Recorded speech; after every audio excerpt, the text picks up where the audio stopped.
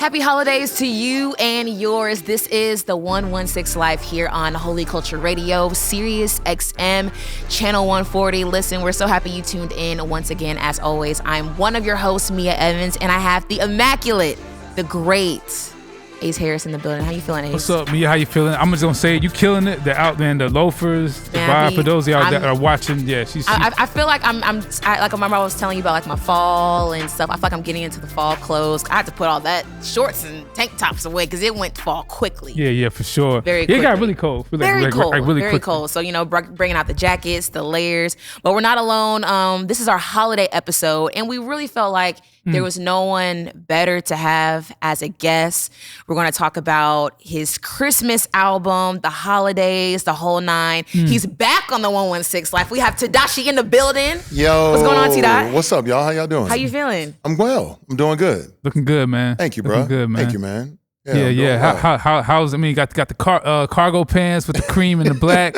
Looking good, man. I'm trying, bro. I want to be on your level. Man, you setting your goals too low, bro. Hey, man. Okay. There it is. Then. That's like my like humble clap back. Okay. When you like the humble awards, when you like. Well, both of us pale in comparison to thine glory. Thine glory is crazy. Thank you, guys. Oh, Meah, the shoes. Man, I told like y'all loafers I'm trying. are having a moment right now. Loafers are having a moment. Loafers are having a real moment, but burgundy loafers is crazy. Bro, thank you. Yeah. I'm not gonna lie, I went out on a whim. My mom always told me growing up, all you need is black shoes because they go with everything. So I'm trying to diversify my closet and shoes, things like that. Man, we can talk about fashion all day, but really quick, I want to just dive into just the holidays, man. I just feel like, of course, the album sets the tone for that and the conversation and even, I guess, the times we're in. But I'm just curious, what does the holidays look like for you and your family around this time of year? Oh, yeah. Okay. So, the holidays look like ignoring Thanksgiving. That's what it looked like. Dang. Absolutely. That's how you feel? Are we there? I feel like we there in America. Hold on. Let's time out for a second. You be skipping over Thanksgiving? Mariah Carey has already thought out. Nah, bro. We're already I've said this on seeing- this show a couple times. Y'all gotta stop skipping over Thanksgiving, y'all. I'm not gonna lie. We don't skip it. We will have a moment for the holiday, but it's kind of like an in-between moment of the holiday season. Sure. It's not necessarily its own focus anymore. Okay. Like cats in my neighborhood got lights up already. Yeah, I went yesterday to Target. I took my son to Target, and I was like, there are just Christmas. Like Christmas been out since since Halloween was over. Like that's what it is, bruh. I feel like, obviously some people do not celebrate Thanksgiving for reasons that I think are legit, like in terms of its history. Sure. I don't subscribe to the history of how it was founded. I subscribe to the act of giving thanks, being with your family. And I think Thanksgiving is not as, please don't judge me, as a pretentious holiday. Sometimes Christmas comes with weird expectations culturally of like giving gifts, expecting gifts. So that makes it less exciting for me at times. That's all I'm saying. Thanksgiving can feel like the quiet before the storm. For sure. Yeah. It does. That's a good way. It is a good holiday to ease you into a holiday season. But I will say, for the majority of people in the world that I know, Thanksgiving is a day to cook and eat. It ain't a day to celebrate nothing. They just moving on. I got a day off, I'm cooking and eating, and I'm moving on with my life. Kids are like, what is the holiday? It don't matter, we out of school. Like that's all that matters now. But that is kind of the start of it all for us. I started really getting in the Christmas spirit November 1st. Like legitimately. So around my house, there's decorations, there's the Advent calendar, there's this idea of kind of priming the hearts of my children for what it means to give before the month even shows up, so that they can start recognizing like, it's okay if someone gets something and you don't, because we want to be givers. That ain't an easy lesson. Sure, especially like a young child. You know what I'm saying? Like a 9-year-old is not really vibing with the idea of like, why they get something and I didn't. Like that's a rough one for them. But I'm trying to prime their hearts. But beyond that, honestly, it's just the fun of playing the music, putting the stuff up. And for children, it's kind of from my vantage point, it's kind of a look and listen and learn moment. But for adults, in my experience, it's nostalgia. I'm reliving. I'm reliving everything. I'm like going out and doing all the stuff that I saw growing up, and I'm kind of reenacting it, putting up the stockings, putting the garland around the house, decorating the table, all of that. It's good. When you talked about your kids priming them on giving, that stood out to me. What did that look like? What was that journey like? Well, here's one of my children now. Hey, son. Hey, can you sit on this lap for effect, please? Gross. So, for effect. What's up, man? Kidding. Hi, son. So giving looks like you wanting someone else to have something. I think a lot of times, I'll speak for my family. I won't put this on everybody else. I recognized a few years ago how I had conditioned my children to think they all will get something equally. Because whenever I travel, I come back home, and I went to Australia one time, and I went to Australia and came back with boomerangs. And flex, right? You know what I'm saying? That I bought boomerangs in Australia, not off Amazon like some of these lames out here. Oh, sorry, I went too far.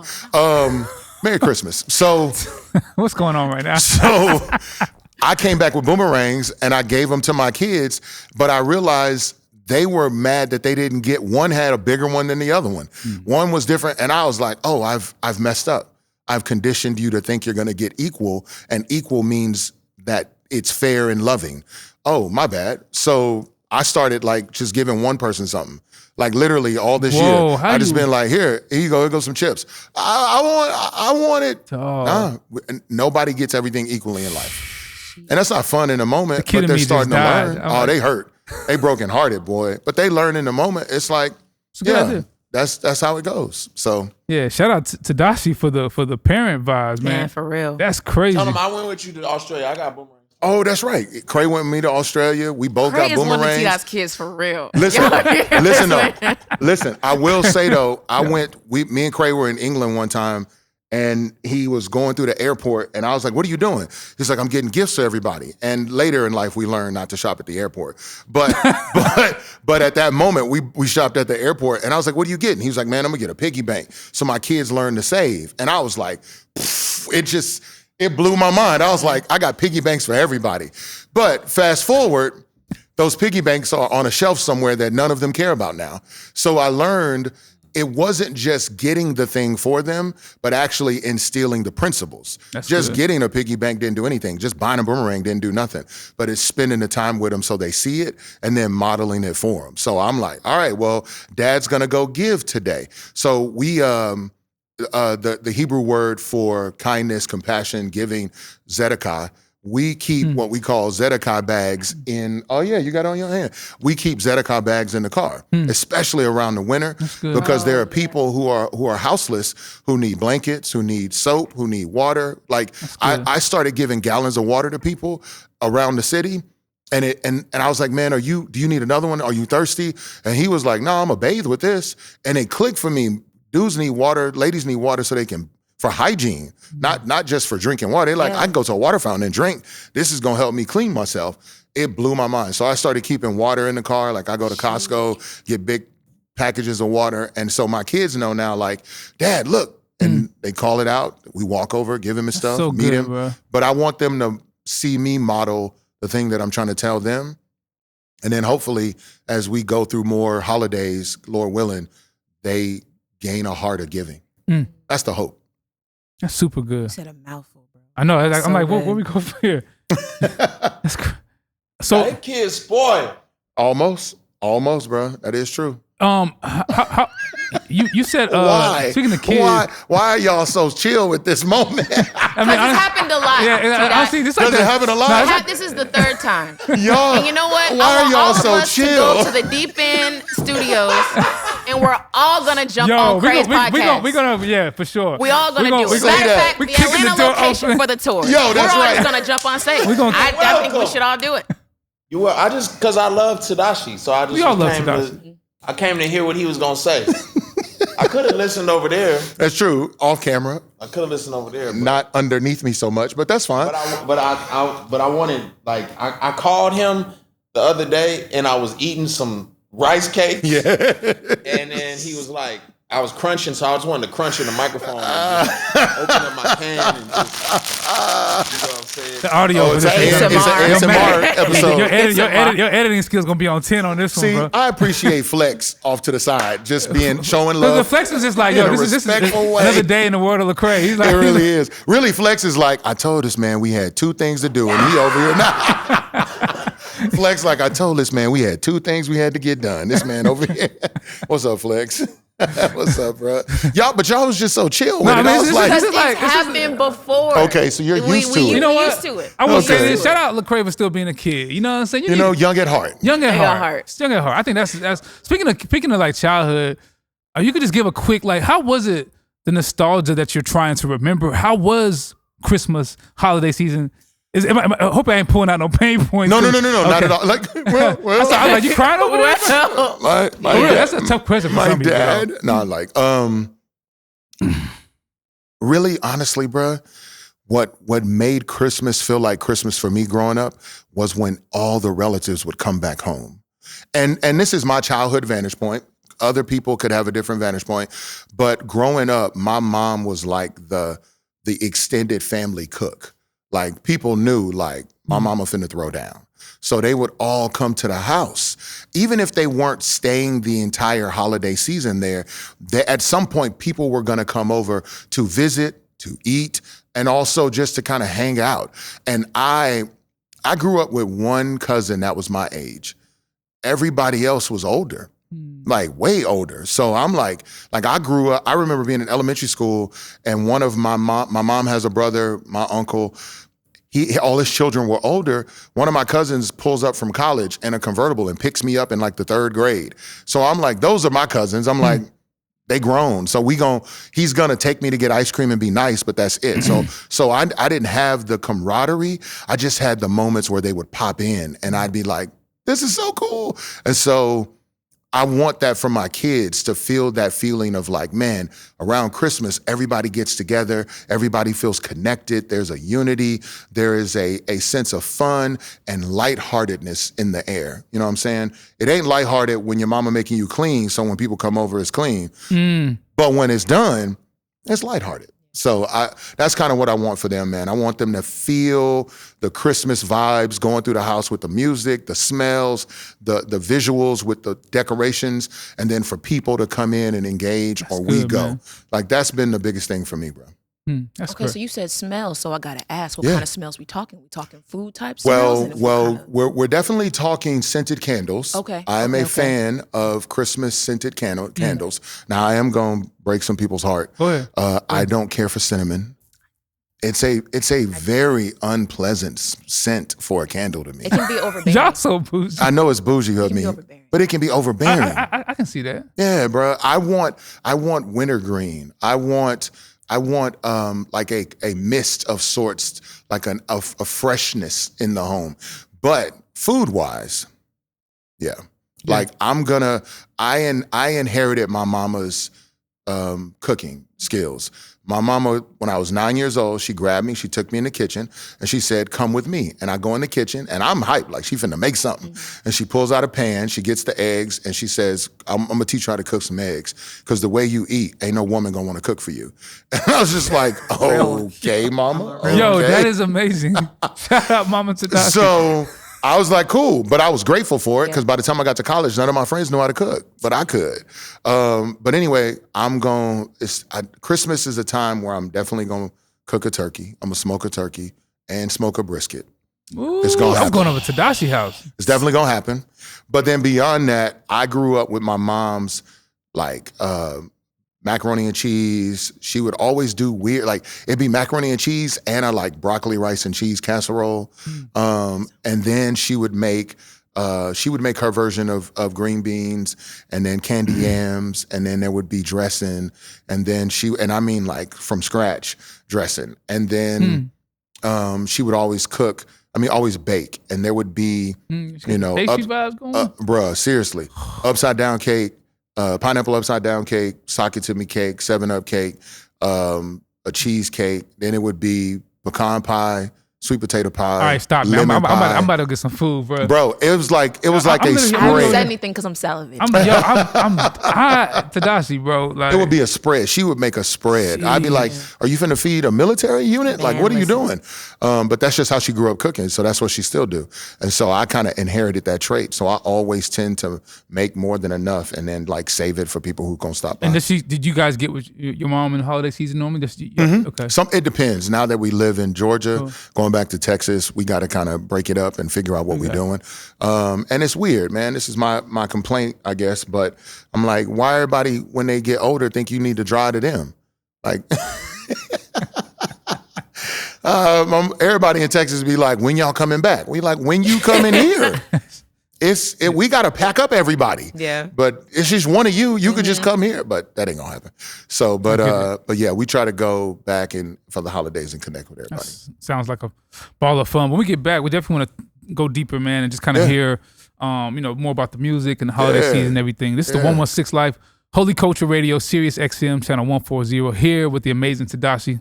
Right back, y'all. Welcome back, y'all. This is the 116 Life Holy Culture Radio, Sirius XM Channel 140. I'm here with Meah Evans, Tedashii, talking about holiday season, Christmas, and a little bit of Thanksgiving because y'all want to skip over it. But we was talking offline. I know y'all some haters. I love Thanksgiving. Thanksgiving is my favorite holiday. But I know we can, sometimes with food, I think we were just talking about how food is really something that brings people together. I was saying that it has like a spiritual component to it. It does. Can you talk about your love for cooking, your love for using food to bring people together, and how like God uses that gift in you, man? Yeah, man. So I was one of those kids growing up who loved when company come over. I was also the kid that would like love when we go visit other people and pretend to be asleep so they would have to leave me and it would turn into a sleepover. Nobody else did that? No, I did that. Okay. Yep. I was like, yo, we would go visit people and then I would fall asleep on the floor or something and I wanted them so bad to just be like, just leave him. We'll come pick him up tomorrow. And then I get a sleepover. But, anyway, it's so random. I'm sorry. No. But growing up, I always saw my mom hosting people. So I think that's kind of where I got it from. Cooking became a part of the bigger construct of loving to host people. I love to host people.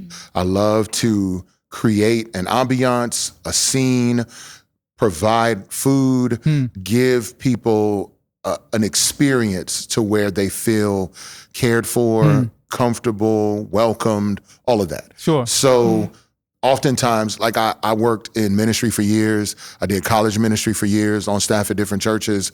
And one of the things that I ended up doing, even though I wasn't paid for it, was working with the hospitality team because it was always fun to decorate, set up stuff, host, make people feel welcomed. And so a lot of times I would find myself kind of playing both roles during the services, during the meetings.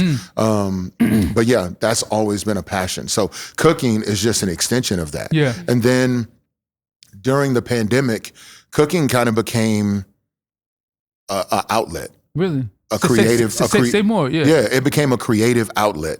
Cooking was this thing that I could do, that I could create different things with and hopefully provide somebody with enjoyment. So I'm like, all right, let me see. Like all I have in the refrigerator right now is fruit, a couple things, a couple sauces, this and this. What could I make with this? And then trying to figure it out and then see if they will like it. So it just became another outlet for creativity. And then eventually I started to recognize how much you could do with a little. And so it started to stand out more. But also there's this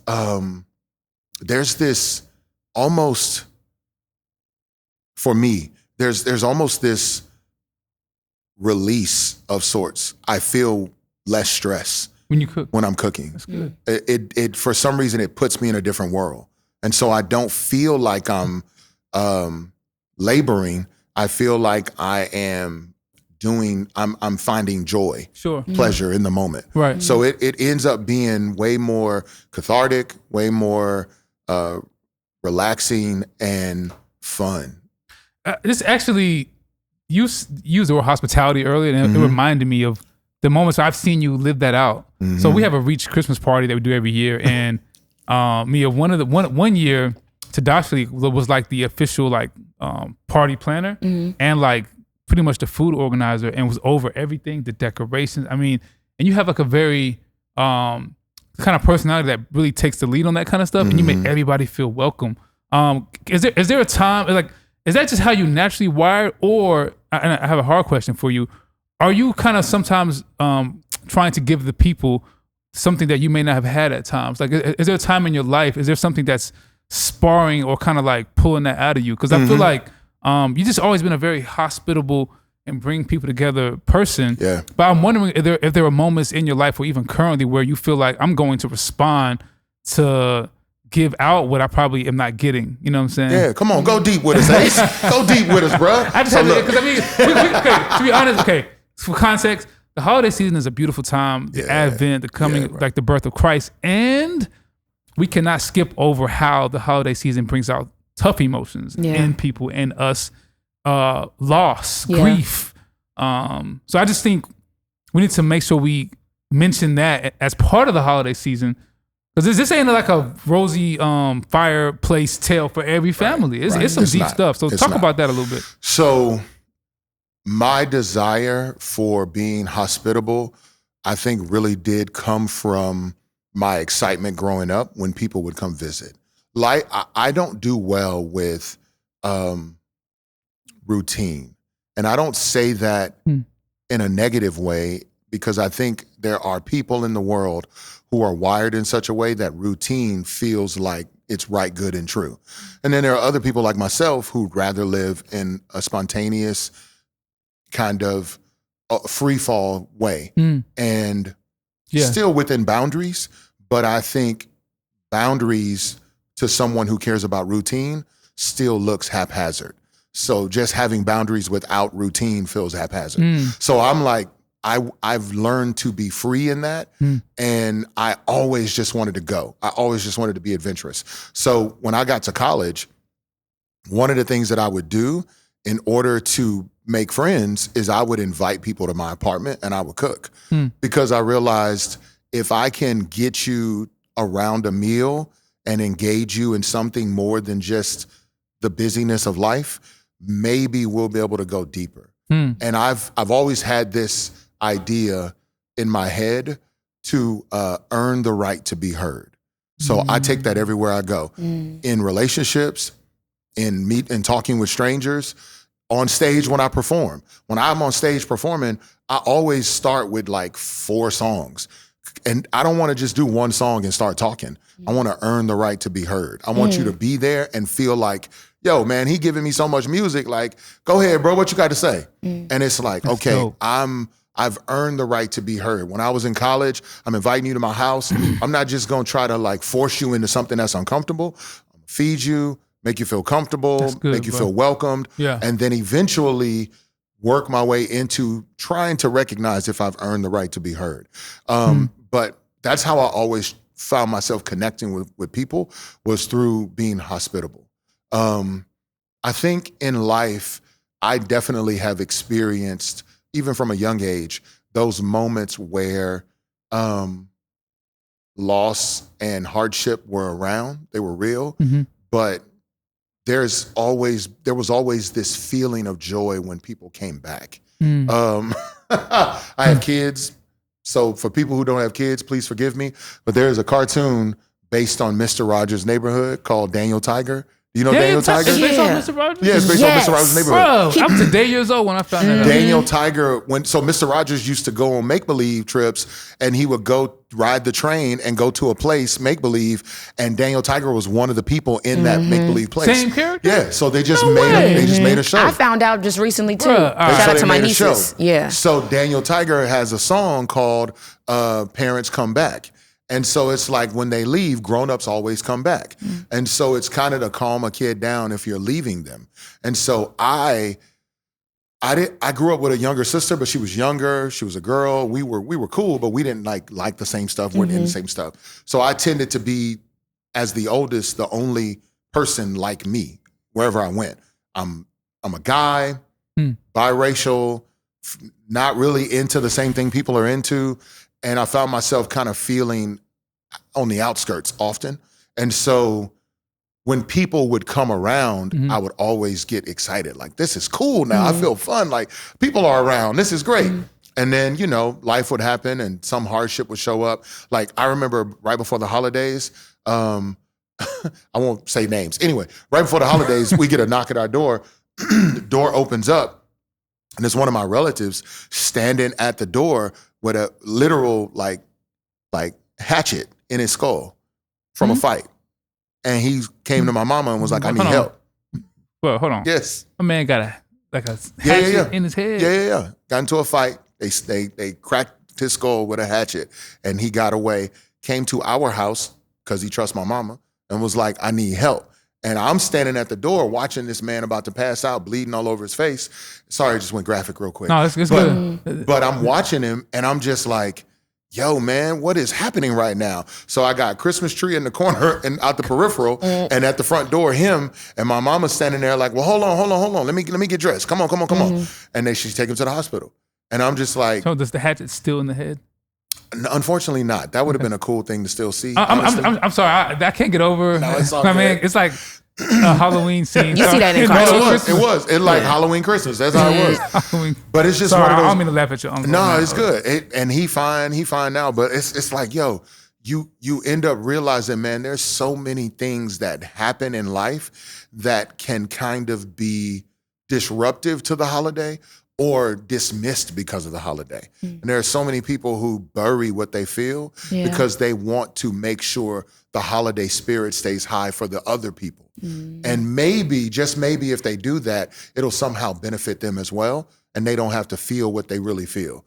And emotions are meant to emote. They're meant to flow through you. If they don't flow, like, movement is health.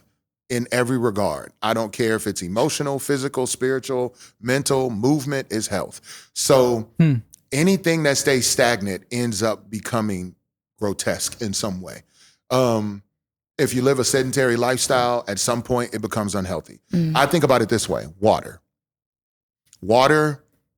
if you got a bucket of water outside your house or a puddle outside your house, if it remains over a certain amount of time, it becomes stagnant, it becomes grotesque, it starts to fester, bacteria, bugs, all this stuff starts to come around it. You leave a bucket of water outside long enough or a puddle long enough, green scum starts to form, and it starts to become unsafe, unhealthy. You can't drink it because it stayed stagnant and let everything come in. But a river that's steadily flowing is fresh water to drink. You can drink that. That's why when they advertise water in bottles, they show these rivers and mountains. Oh, it comes from the Rocky Mountains, and it shows it flowing because movement is health. And so with emotions, when you let them sit and harden and fester, it becomes more and more unhealthy for you. But if you can let them move and flow, health follows. And so I'm trying to find my health by staying in that place of letting it move. And I'm hoping for the holidays, people will do the same. Like, it's okay to want the good vibes of Christmas, but don't sacrifice your health for letting emotions move to prop up something that won't serve you. Dang, that is great. That metaphor and analogy is phenomenal. Thank you, bro. Don't let it sit and fester. Yeah. I think some people definitely need to hear that, man, because you know, holidays is a time of celebration, joy, and also suppressed grief for the purpose of joy that I think robs people of really living out and experiencing the fullness of it. Yeah. Because we all know in the birth of Christ, which was a beautiful time to, you know, welcome him into this world to disrupt humanity. Yeah. But it's like, you can't talk about the birth of Christ without talking about the death of Christ and the resurrection, because it's not singular. It's, you know, so yeah, say more. Well, before you get to even the death of Christ, the beauty of it is, for unto us this day a child was born in Bethlehem. My God. Like, I get emotional just thinking about that verse. Like, for unto us, like us, like he came for us. Like, this is crazy to me. But when you think about the context around his birth, there was a literal genocide happening. That's true. Yeah. In order to stop him, because King Herod felt threatened by a new king coming and taking his place. And I'm just like, there are babies being killed. Oh man, there are babies being killed because this king selfishly wants to remain in power. And he's doing it kind of like how a parent would be like, well, I don't know who broke the vase, but I'm gonna whoop all of you and I'll get the right one. He's like, well, let's just kill all the babies. And then that way I'll get him. And it's like, yo, the trauma, the harm that he brought to so many families for generations because he just wanted to kill the one, and he still didn't get him. And so I'm just like, Jesus came to us amidst so much hardship. So I don't want anybody to dismiss the hardship for the fun of the season. But it's like, yo, do you realize what this gift given to you came through to be here? So I don't want you to dismiss the hardship that you go through in life because you want to make other people feel better, or you want to try to uphold some tradition that doesn't serve you in honesty. And so I've learned to just be as real as possible. I'm like, yeah, I can't talk about his birth without thinking about the crucifixion, but I can't move past to the crucifixion without really thinking about his birth and like what was happening. And honestly, they're going, Mary is going and Joseph are going to be counted in the census, but that kind of saved his life. The fact that they were on the go. And it's like, yo, man, I'm blown away that God would bring him into this world for us, but then like keep him, protect him. If I'm a soldier, I'm looking in every hotel. I'm looking in every family home. I'm not looking in a stable. I'm not looking in a cave. For sure. I'm looking every place that makes sense. And so I'm like, he's protected. But like, bro, I don't do any more of the fake it till you make it. I'm like, nah, I ain't got the strength to even fake it. So let me just go here and be real.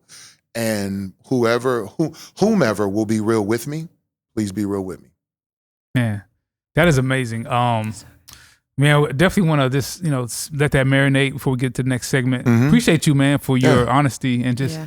That was a great question, though. Just help people just have something to hold on to. Amen. And not skip over. Yeah, bro. Because loss, grief, hardship is all part of our story, which God allowed, and He can empathize because He was born in the middle of a genocide of killing babies. And so I think that's just a beautiful picture we can kind of cling to give us hope.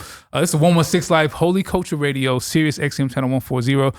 Tedashii about to have us crying on the set. Man, we'll be right back, y'all. And we're back here on the 116 Live here on Holy Culture Radio, Sirius XM Channel 140. Ace Harris, Meah Evans checking in, talking with Tedashii. Okay, so let's get into the music. So when it comes to 'Tis the Season, I feel like when it comes to making Christmas music, because everyone gives their take on the classics and things like that. When you go into it, giving it your own, you're trying to think, okay, how can I make this my own? And we also talked about authenticity and things like that through this conversation on and off air. So twofold question. When it comes to authenticity, sonically and creatively, how did it come about creating for 'Tis the Season? And then even also talking about not suppressing emotion and things like that in the project. How did it come across you being authentic when it came to creating 'Tis the Season? Yeah. So making 'Tis the Season, I knew when I decided I wanted to do it, like literally prayerfully going, I'm gonna sing for Christmas music. And that's intimidating because I am not the guy who's doing gospel runs everywhere. There's a run on the first song though. By the way. There is. It's pretty good. As I aim to learn to do that more, what I'm really doing is trying to just be authentic to myself, even in that moment. That I'm gonna sing. I'm not gonna rap. I'm not gonna try to do the thing that would be common. But I want to be authentic to myself for the fullness of who I am, and I also want to be authentic to Christmas music. I learned you can be creative, but creativity with something that is so staple for people tends to feel too jarring often. So I wanted to be as traditional as I could with some stuff while being intentional to put my own signature on it, if that makes sense. And then I didn't want to run away from what I was feeling as I was making it, so it kept me true. So for instance, when I did Back Home for Christmas, that is a song that singing live, I might struggle with a little bit. Just because some of those notes, it was like, let's go back and do that again. Let's go back and do that again. Because I learned I was stretching myself as I was trying to make the project. But then there are other songs where I'm like, I can sing that all day. That's easy. But it's because I had to stay true to what I was really feeling. Oh, I'm afraid because cats will roast you if you ain't good. I'm afraid because I really do love the label. So I want this to be a win for more than just me. And I'm feeling a little bit of shame because I'm comparing myself to other people who also make Christmas music, who also sing, all of that. But what I had to embrace was that I'm enough. I'm what I am is enough. I'm a nerd at heart. I really love Marvel movies. I grew up reading comic books. There's in the Marvel movie Endgame, at the beginning of the movie, they're trying to find Thanos. Like Thanos has done the snap, the whole nine. And one of his daughters, she's standing there, and I forget her name right now, the blue one. But anyway, they're looking for him, and she was like, I can tell you where he is. So they go to where he is, and they do recon, and they come back, and they're like, yo, there's no one here, it's just him. And she says, and that's enough.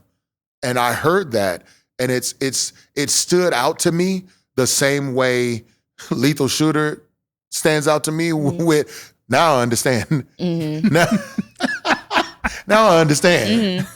Like, now I understand it. Like, it stood out the same way. It's just him, and that's enough. And I could feel spiritually God being like, it's just you, and that's enough. That's enough. You got it. So I was stepping out in faith, fighting and battling emotions, and being honest about them, and then doing what I knew to be true of myself as I pushed myself. I hope that answered the question. No, you did. Okay. You did. When it came to being in the studio, because I'm really curious to, of course, shout out to V Rose, who to me is one of the most underrated artists in our space, because she's consistently been so great. Along with her being a collaborative piece of the project, even like producers and things like that. I'm curious, like how was it keeping them around you, having them a part of it, push you, keep you grounded, keep you in that authentic space? Yeah. So one, shout out to V Rose. V Rose, I'm no exaggeration. I recorded for my song Christmas Call, and I literally stopped. Like as I finished recording, I put the headphones down, and I was like, because we were creating in the moment, and I was like, this needs to be a duet. There needs to be a woman here. And I paused, and I literally just put my head down. I was like, God, who should it be? But literally before I could finish the words out loud, V Rose came to my mind, and I laughed to myself like, would V Rose do a song with me? Like, because I'm like, she can sing. Yeah. She can sing. So I was just like, we'll see. And I reached out to her, and she was like, it's good to hear from you too. I would love to do it. I sent her the record. She was like, this is fire. I would love to do it. And she wrote her part in like a couple days and sent it back, and it was amazing. But besides V Rose, I got to show love to Zach Paradise. Shout out Zach Paradise. Zach. We have him on the show. Zach Paradise. Zach was an intern here in 2015. That's when we met. And eventually we built a friendship, and then eventually found we were kindred spirits. And before long, I'm being hospitable and like, yo, you hungry? I'm hungry. Let's get food. And honestly, it's just one of the ways I show love. To this day, I'm like, you hungry? Let's get food. And he's like, I'm grown. I can buy it. I'm like, it's cool, bro. I got it. But like, he was the driving force to reassure me that I could do this. He was the primary producer on everything, but he's also a singer, songwriter, and vocalist and artist in his own right. So he was there to help write some of the songs with me. He was there to help vocal coach at times. So he was a real integral part of the project. I don't think I would have did it without him. And then lastly, my homegirl, Corinne, She is my vocal coach. She lives here in Atlanta. And like one of the best people I ever met. She's a worship leader, but she's a vocalist.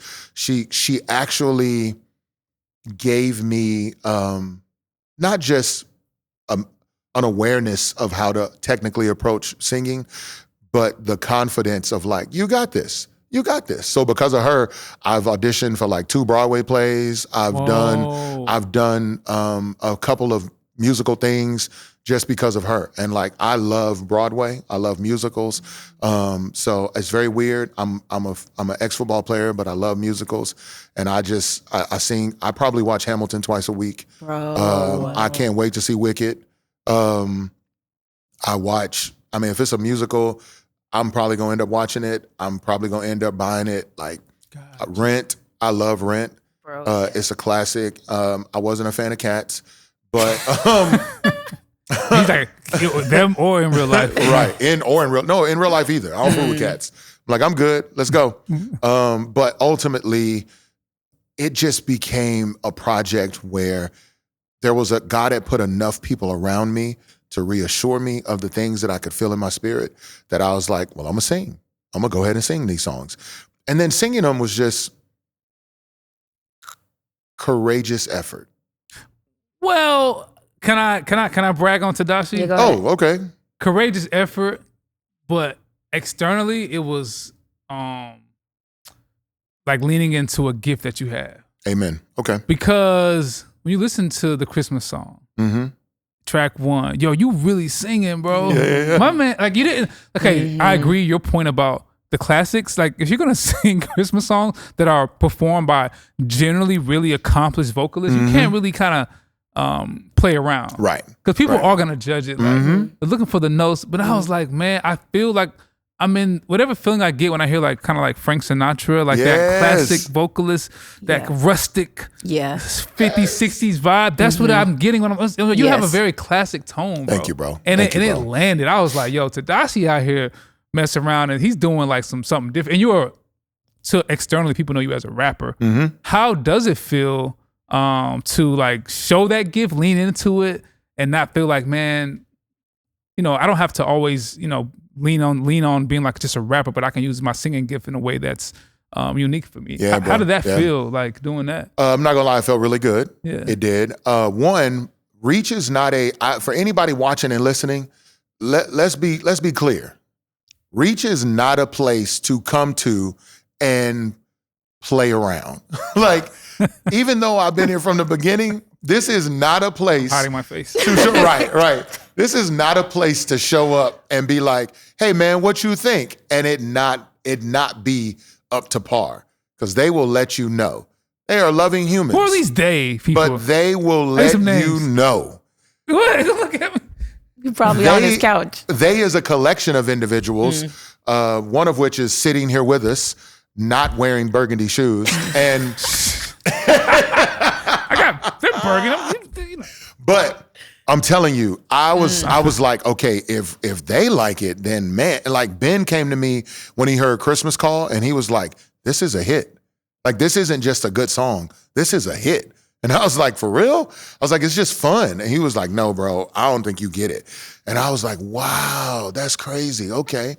So just even if only this building heard the music, I would feel accomplished because people here don't play. And I value the opinions of people here. So I'm like, yes, let's go. So it was easier to put it to the public after that. And honestly, out of the hundreds of comments that I've seen about it, only one have I read where somebody was like, man, you need to be rapping. Like, but that's cap though. Right, I feel that. But I feel like but just for it to be, I expected many, I'm not gonna lie.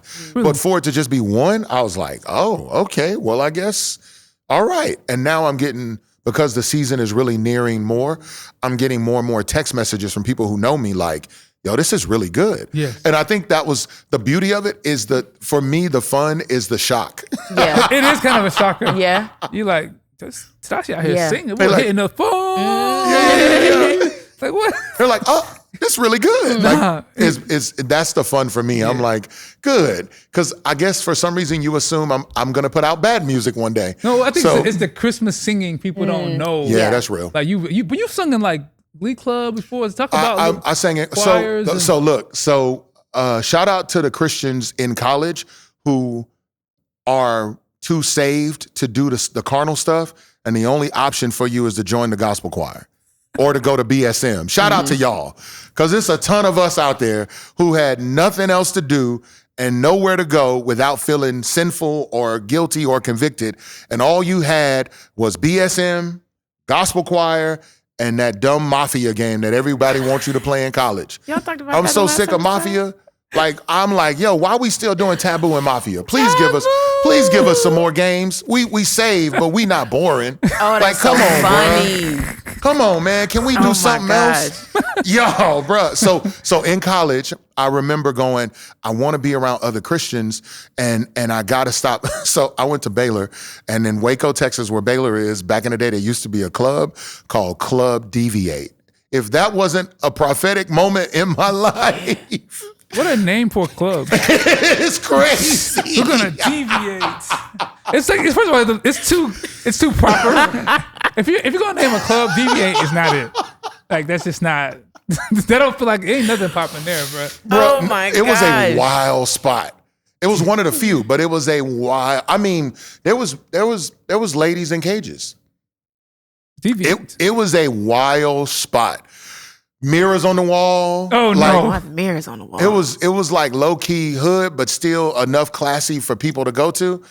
Bruh. And like, didn't really serve food. So you just went there to drink and dance. That's all you did. It was foolishness, bruh. But for me, once I got saved, all the athletes be like, you going out tonight? I'm like, nah, man, I don't go out no more. Oh, you lame now. I'm like, whatever, I get it. And then I'd be proud, like, man, yeah, I'm standing for what I believe in. And then I call Christians, like, what we doing tonight? We're playing Taboo. Yo, man.